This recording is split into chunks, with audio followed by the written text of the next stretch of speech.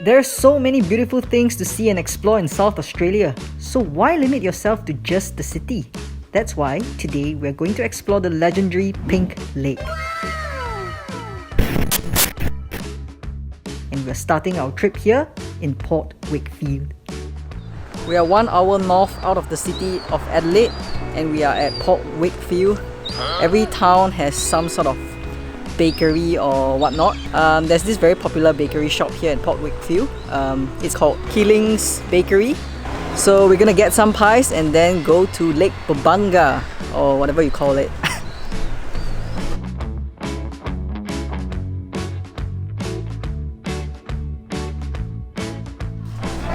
Hey, we've got the minced beef pie and the apple scroll.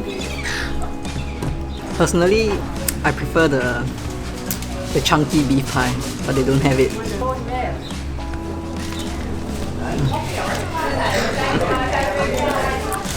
I mean, it's good, but I prefer a chunky beef pie. And the beef mince sauce was a bit sour. I think they added a bit of vinegar, so it's a bit tangy.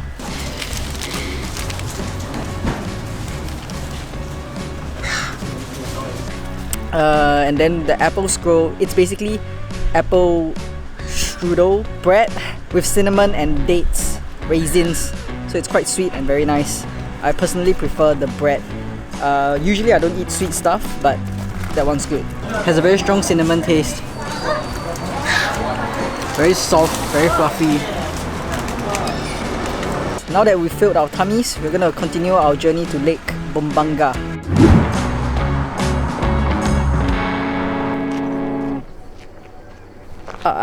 Honestly, I'm quite underwhelmed. The only thing that's overwhelming is the flies. I'm not gonna lie, but I still see some pretty pink areas. Instagram and all the social media made it look like it's so pink. But I guess everyone says that you have to come here right after the rain so that the water has more reflectivity and then you can show more of the pinkness. But now that I'm here, it's mostly white though, and there is a lot of flies around. So it's actually quite annoying, underwhelming. And yeah, we're just gonna go on the trail and see if it gets any better. The lake is known to change color from pink to white to blue, depending on the salinity of the water throughout the year. Actually, if you come to the wetter areas, it does have a little hue of pink, so I can see why everyone recommends that you come here right after a rainy day. But on closer inspection, the surface, it resembles the pink Himalayan salt, funny enough. So yeah, I guess it is really quite pink. And it is said that if you look at it from a specific angle, it does turn pink. So I'm going to try shooting it in different angles and different height to see if I can get the pink. If not, I'll just, color correct it. I'm not sure if the camera can show it right, but some of the surfaces, when it's very smooth, it does feel a bit more pinkish. And then if you look from afar, some of it looks really pink, but by the time you walk towards it, right, it's just turned back to white. So I guess it's really due to the reflection and also the angle that the sun rays reflect off the shiny surfaces. And the best time to catch the pink lake is from March to May or September to November. Yes, that's right. That's a lot of months. And I chose to come in December. Good morning, guys! We just drove about an hour or two down south of the city of Adelaide. We are at the southernmost part of South Australia, which is Victor Harbour. Actually, the southernmost is the Kangaroo Island, but unfortunately we wanted to go to Kangaroo Island, but we couldn't get the ferry tickets because it's fully booked. It's the holiday season, so everyone's traveling to Kangaroo Island. But nevertheless, we have made it here to Victor Harbour. I've actually been here quite a couple of times, but mostly during winter. So let's go explore the place during summer. Victor Harbour. It's a coastal town located about an hour drive south from Adelaide. It is such a popular holiday spot. that if you're an international student studying in Adelaide, it's guaranteed that Victor Harbour is one of the key destinations included in your orientation program. It's almost like a rite of passage, a must-do experience for new students. Usually when you come to Victor Harbour, it's quite quiet. Only during the holiday seasons, especially during Christmas, they'll have like all sorts of festivals, as you can see over there. They have like booths for food, booths for rides and everything. But the main attraction of Victor Harbour is the Granite Island. It's about 1 kilometer away from the main Victor Harbour. You can either take a horse cart over, or you can walk across, which roughly takes about 10 to 15 minutes. It's not that far. And it's said that you can, during the winter times, you can witness penguins and also do some whale watching. But maybe not today, because today is a bit hot. Victor Harbour isn't really a beach per se, as in you don't go into the waters because it's quite deep and the waves are quite dangerous. So it's usually for yachting events or I don't know, some water events, but definitely not one for you to surf or to swim in. Of course, if you really want to get into the water, you can always book a boat tour. And if you're lucky, you can see some dolphins. I've been pretty lucky with dolphins, so hopefully today we'll get to see some, but I'm not going on a boat tour. I'm just going to Granite Island. It's about a half an hour walk across the bridge. It used to be a pretty old wooden bridge if my memory serves me right. But they've since replaced it with a sturdier one, and to be honest, I preferred the original bridge because it has some sort of historical feel to it. It got its name as Granite Island because of all the granite stones around it, but it's really quite a cool place to see. But yeah, we're gonna hike up the Granite Island. But wow, the water is just so clear and so pretty. I mean, just take a look at that. Anyway, let's just hike up and get the view from up there. It takes roughly 45 minutes to walk around the entire Granite Island in a slow pace, so it's not that tiring, and it's not a lot of steep slopes, so it should be a gentle walk for people who can't walk too much. The entire hike up around the Granite Island takes about 45 minutes if you do it slowly, and it's not a very strenuous hike, so it's suitable for those who are coming with a family, with young kids, or with elderly people. But as you slowly make your way up, at every turn, it offers you something really beautiful. The island is home to a variety of wildlife, including a colony of little penguins, which are best seen during dusk. But I probably won't be here after 6, unless I'm living nearby. I just realized that you can't get to the top of the Granite Island, or I'm not sure if there is a peak, because the trail just takes you around the island. So yeah, on the other end, it is a lot windier, because I guess there's nothing that protects the Pacific wind from coming towards you. Whereas on the other side where the bridge is, where we came from, it's a bit less windy. But anywho, it's a very small island and very untouched by men, so it feels very natural, or it is very natural. Ain't a cloud in the sky. So nice. And with that, we have completed the entire loop without breaking a sweat in the middle of summer. Now let's head into the city.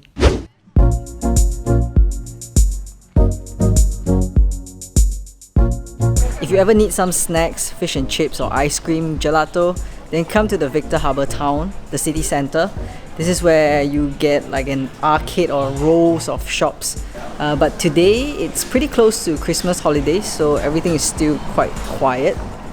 Somehow, if you come to Victor Harbour, everyone says you must get the strawberry donut. Yeah, and that particular shop has been here for about more than 10 years, because the last time I came here was 10 years ago and I had the strawberry donut.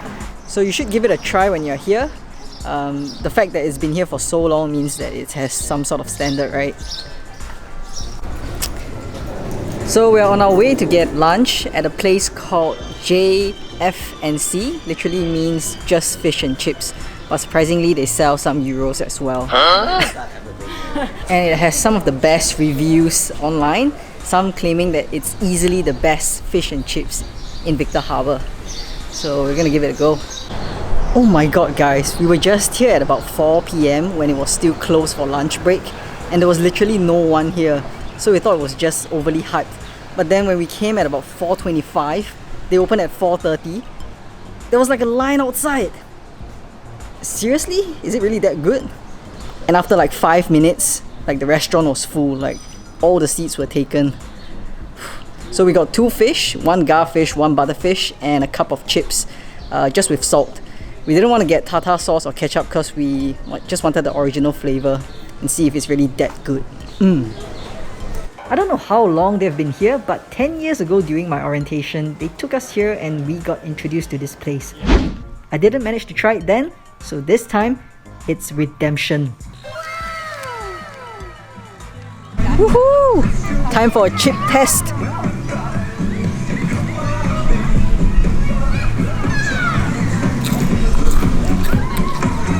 Shit! It's good. It's so good. Crispy and fluffy on the inside. Woo! But the chips are all very short, so I'm not sure if you want to get salt with that. I got a bit of salt, so it's kind of salty now. But either way, it was so good. All their fish and chips, they made it on the spot. Like the batter, they don't pre-fry it. Some of the fish and chip shops that you go in Australia, they pre-fry it, so it's faster to serve it to the customer, but then it gets very soggy after a while. And most fish and chip shops in Australia, they serve their chips with chicken salt. It's something that I never understand, but some people love it, but I don't like it. This is with natural salt, so so good. Time to try some of the fish.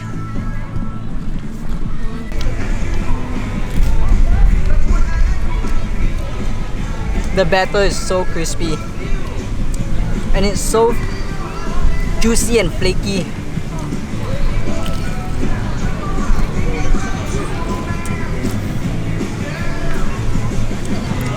You don't need any tartar sauce, lemon juice or ketchup.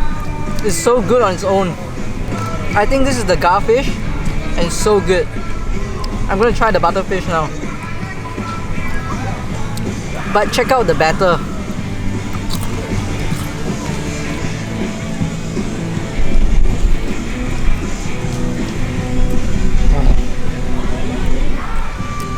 So good. The meat is so sweet.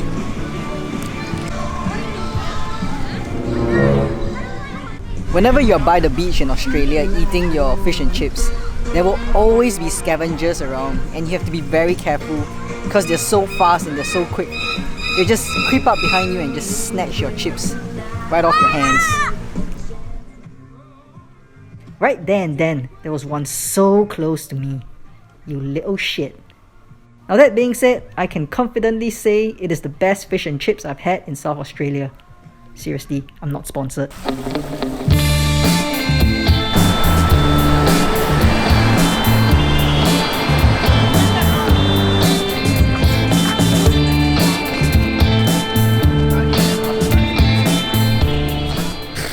It was a tiring day driving for the whole time, and we are gonna end it off at Lox Bay. It's in Port Adelaide. Port Adelaide is a pretty industrial area. Nothing much around here, but all the old industrial warehouses. So if you want to come here, there is just the jetties and maybe just the beach. You can also do some canoeing or kayaking if I remember correctly. Surprisingly, it's actually quite a pretty beach. Very quiet, lots of families here. But the waves are pretty small, so I don't think you would come here for surfing. But still a good place to chill, relax, take your family here for a little deep in the ocean. But yeah, very peaceful, very nice, very clean, very unique of Adelaide beaches. Not a lot of people, not a lot of crazy folks, and just a quiet place.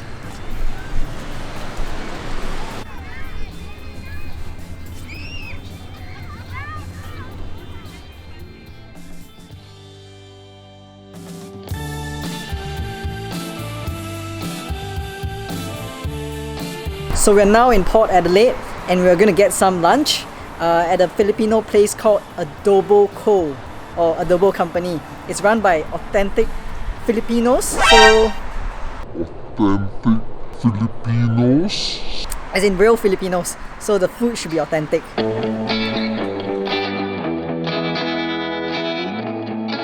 We are gonna get the chicken adobo, made famous by Uncle Roger, and also some roasted pork, or lechon.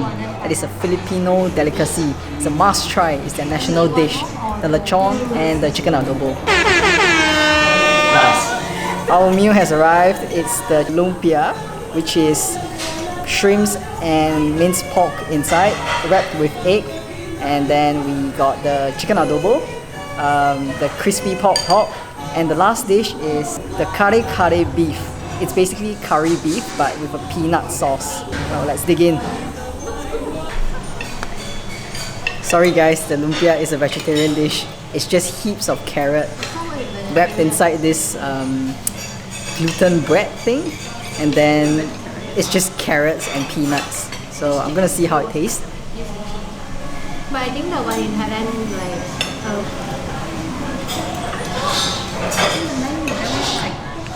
the carrot is very soft and the sauce is very sweet. So you can actually just taste a mushy carrot with some sweet sauce. It's actually not bad given that it's vegetarian. Now I'm gonna try the curry beef. It's actually not curry, but it's more of a peanut paste curry with beef. The beef actually looks good. You'll see.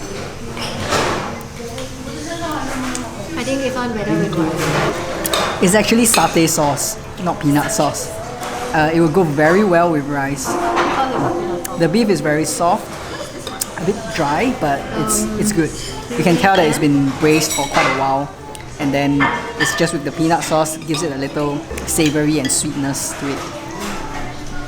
It's like sambal with no chili. Okay, I'm not sure what sauce this is. It's something like sambal, but it's not spicy. And apparently if you add it with the beef, it just changes the flavor completely. So what you guys normally do on Sunday? Does she still go to church every week?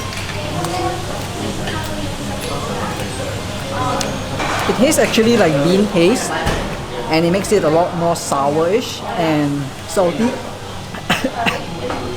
Yeah. But yeah, I think the flavor is good. It's good flavor. This is the famous chicken adobo. I've never tried chicken adobo before. Apparently it's supposed to be vinegary, so I'll give it a go.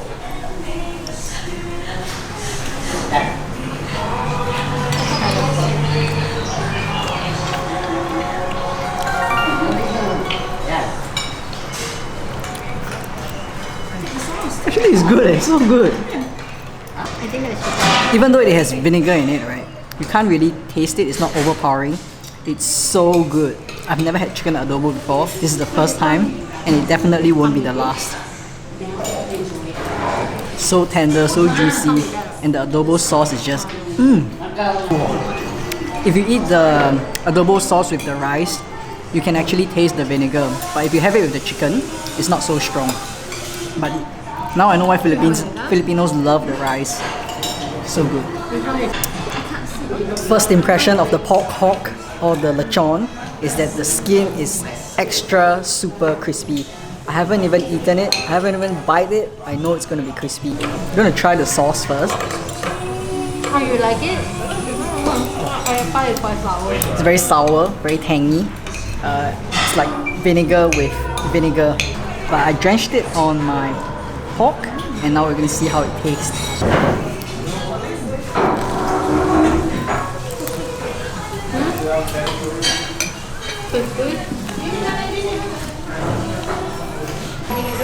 So crispy, and then the middle layer is so sticky and gooey, and then the meat, just saw that, right? It's so tender. The meat is just falling apart by itself, sticky and tender.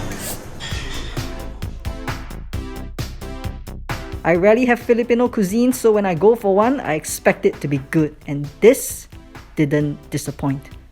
Well guys, this is it for our 3-part Adelaide adventure. Thank you so much for joining us. We hope that this series has given you some ideas on what to eat and do when you visit South Australia. If you haven't already watched part 1 and part 2, then what are you waiting for, mate? Anyway, I hope you've enjoyed the video. If you did, please give it a thumbs up and don't forget to subscribe and stay so thirsty.